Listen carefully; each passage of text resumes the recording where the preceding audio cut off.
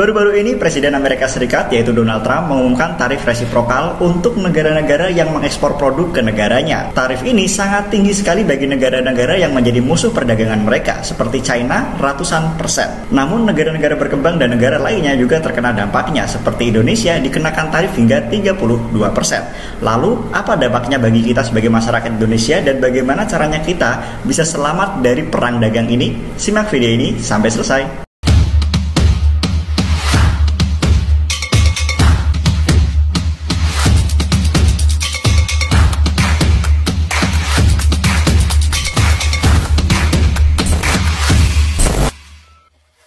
Halo teman-teman semuanya, welcome back to my YouTube channel Kumas Nazik. Hari ini aku mau sharing tentang isu yang sedang hangat belakangan ini, yaitu adalah tarif resiprokal atau perang dagang antara Amerika Serikat dengan China.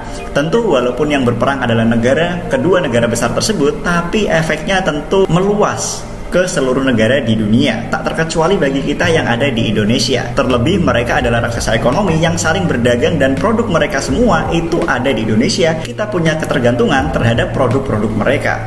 Lalu apa dampaknya bagi kita dan bagaimana caranya kita bisa selamat dari krisis atau perang dagang yang terjadi antara kedua belah pihak tersebut? Yang pertama aku mau bahas tentang efeknya terlebih dahulu atau dampak bagi kita sebagai masyarakat Indonesia sebelum kita berbicara tentang bagaimana cara selamat. Efek atau dampak yang pertama kita bisa sebutkan bahwa investor bisa saja kabur dari Indonesia. Mengapa begitu? Karena hal ini sudah terjadi di beberapa negara-negara yang terkena tarif resiprokal yang tinggi seperti India. Apple yang tadinya berinvestasi ke India dengan jumlah yang besar dan produksi yang sangat masif, ternyata sekarang sudah ditarik seberat 300 ton iPhone atau produk dari Apple itu ditarik dari India untuk diberangkatkan ke negaranya yaitu ke Amerika Serikat. Mengapa begitu? Karena ketika produksinya dari negara India, maka impor ke negara mereka atau ekspor dari India ke Amerika Serikat akan dikenakan tarif yang sangat tinggi. Maka dari itu, perusahaan seperti Apple memutuskan untuk menarik investasinya dari India. Tentu banyak perusahaan-perusahaan lain yang berasal dari Amerika Serikat yang memproduksi atau berinvestasi ke negara-negara berkembang akan ditarik juga karena menghindari tarif resiprokal yang dikenakan oleh Amerika Serikat. Namun, tidak semua bidang usaha atau tidak semua perusahaan dari Amerika Serikat itu berada di Indonesia. Untungnya jumlah investor Amerika Serikat di Indonesia itu tidak lebih banyak daripada negara-negara lain. Sehingga ketika mereka pulang kampung ke negaranya, dampaknya terhadap Indonesia masih bisa diminimalisir. Namun akan terjadi pengangguran besar-besaran bagi beberapa sektor yang memang investor Amerika Serikat menanamkan investasi ke Indonesia. Nah, dampak yang kedua tentunya ketika ada investor yang keluar dari Indonesia dan menarik investasinya dari Indonesia, akan terjadi PHK atau pengangguran yang tercipta. Tentunya PHK ini tidak terlepas dari keputusan perusahaan untuk memindahkan perusahaannya ke Amerika sendiri. Nah, peningkatan pengangguran ini tentu harus dicegah oleh pemerintah dengan menarik investasi dari luar negeri yang berasal dari negara-negara lain selain Amerika Serikat, seperti China, Rusia, atau negara-negara Korea Selatan, Jepang yang banyak menanamkan investasi ke Indonesia. Karena sudah kita highlight di dampak yang pertama, investor dari Amerika Serikat itu tidak lebih banyak daripada investor dari negara-negara Asia Tenggara dan Asia Timur lainnya. Karena tentunya ketika perusahaan kehilangan pasarnya atau tidak mampu ekspor ke Amerika karena tarif yang tinggi, maka penjualannya akan menurun dan berdampak kepada para pekerja yang akan diefisiensi. Kita lanjut ke dampak yang ketiga, yaitu melemahnya nilai tukar rupiah terhadap dolar. Tentunya ketika banyak investor kabur, akan banyak membawa dolar keluar dari Indonesia. Dolar yang keluar dari Indonesia membuat Indonesia kekurangan dolar dan nilai tukar rupiah menjadi menurun. Nah, nilai tukar rupiah menurun ini membuat banyak perusahaan-perusahaan di Indonesia yang tadinya mengimpor bahan baku dari luar negeri terpaksa harus meningkatkan biaya mereka untuk dapat mengimpor bahan-bahan baku produksi atau produk dari luar negeri, sehingga produk-produk impor atau produk mentah impor itu akan meningkat harganya.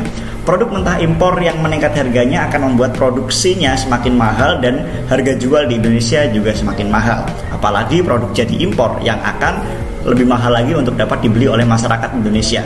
Nah, hal tersebut membuat dampak antara lain adalah menurunnya daya beli masyarakat, kenaikan barang atau inflasi, dan melambatnya pertumbuhan ekonomi. Nah, sekarang kita udah tahu dampak-dampaknya bagi kita masyarakat Indonesia ataupun bagi pemerintah Indonesia. Nah, sekarang kita bahas bagaimana caranya kita bisa selamat dari perang dagang yang terjadi akhir-akhir ini.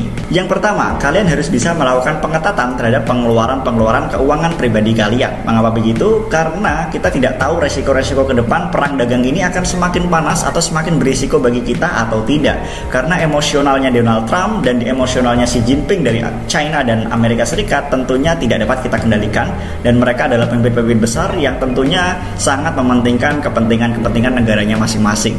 Dan kita sebagai masyarakat kecil harus mengantisipasi dari kantong kita sendiri ya. Kita harus bisa melakukan efisiensi, menghemat, dan menentukan skala prioritas yang perlu kita beli dan yang tidak perlu kita beli, supaya kita lebih aman dan punya cadangan keuangan yang cukup untuk kebutuhan kita ke depan ketika terjadi dampak-dampak yang negatif terhadap kita.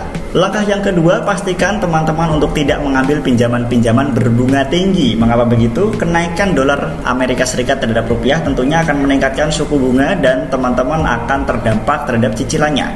Cicilannya akan disesuaikan dan tentunya akan membuat teman-teman semakin berat dalam melakukan pencicilan biaya-biaya teman-teman tersebut. Jadi usahakan untuk membeli barang secara cash atau mungkin menghindari pinjaman-pinjaman berbunga tinggi dengan pinjaman-pinjaman ke saudara dekat, atau kalau perlu teman-teman gak usah pakai pinjaman sama sekali. Mulai berhemat dan mulai menentukan skala prioritas yang perlu kalian beli. Jika teman-teman sudah terlanjur memiliki cicilan, maka pastikan teman-teman punya pendapatan yang lebih dan cukup, maksimal 30% dari pendapatan bulanan teman-teman untuk dapat melakukan cicilan yang teman-teman lakukan. Kita lanjut ke langkah yang ketiga, yaitu mencari income tambahan. Tentunya ketidakpastian dan stabilitas ekonomi di Indonesia yang sedang volatilitas ini membuat kita harus mengencangkan sabuk pengaman dan mencari income tambahan untuk memperkuat kas atau simpanan uang pribadi kita sendiri, supaya ketika kita memiliki kebutuhan-kebutuhan darurat atau mendadak ke depan, kita masih memiliki cadangan uang untuk bertahan hidup. Ketidakpastian ekonomi ke depan tentunya kita tidak bisa tebak, dan emosional antara dua negara perang dagang itu tidak bisa kita cegah. Mencari income tambahan bisa kalian lakukan dengan cara menggali kreativitas dari dalam diri kalian, seperti menulis buku, membuat video, membuka usaha kecil-kecilan, dan masih banyak lagi yang bisa kalian lakukan sesuai dengan potensi yang kalian miliki dalam diri kalian masing-masing. Coba kalian gali, coba kalian temukan, dan apabila bisa mendapatkan income tambahan dari skill atau keterampilan yang teman-teman miliki, maka lakukanlah untuk bisa mendapatkan uang untuk cadangan keuangan kalian ke depan. Itu dia dampak-dampak yang mungkin terjadi dan negatif bagi kita masyarakat Indonesia, namun ada langkah-langkah yang bisa kita lakukan untuk mencegah kerugian bagi diri kita sendiri. Dalam setiap krisis, dalam setiap perang dagang tentu masih ada peluang dan masih ada harapan. Bahkan peluang itu semakin terbuka lebar bagi teman-teman yang bisa tahu apa celah-celah yang bisa kita manfaatkan dari kejadian-kejadian yang ada. Tentunya teman-teman bisa dapatkan informasi dan keterampilan serta pengetahuan kewirausahaan di channel YouTubeku ini. Jadi jangan lupa untuk subscribe dan like serta share ke teman-teman kalian. Aku Mas Teguh Siari, bye-bye.